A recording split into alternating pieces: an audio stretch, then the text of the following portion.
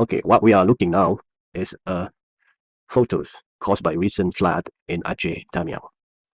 As you can see, there's pile of logs washed into residential areas in that city.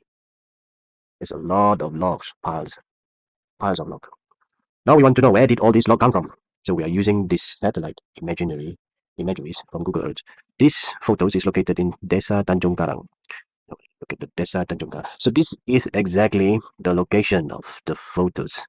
See, looks similar.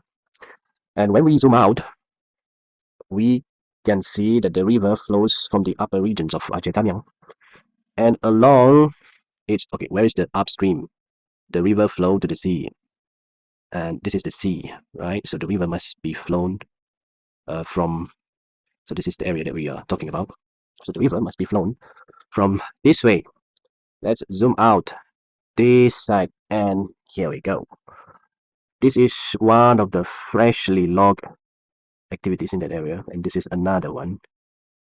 Uh, and this is another one very close to the river. These are all logging activities. This is must be another one.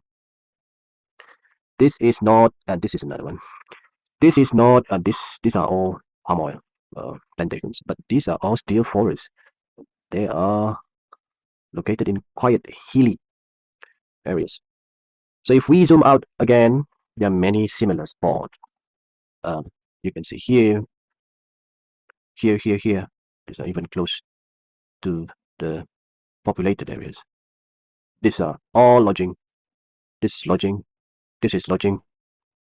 All of these areas produce piles of logs, which would then wash through the city of Aceh Tamiang and end up in this area. So that's are the sources of the logs carried by the recent flood waters into the city of Aceh Tamiang.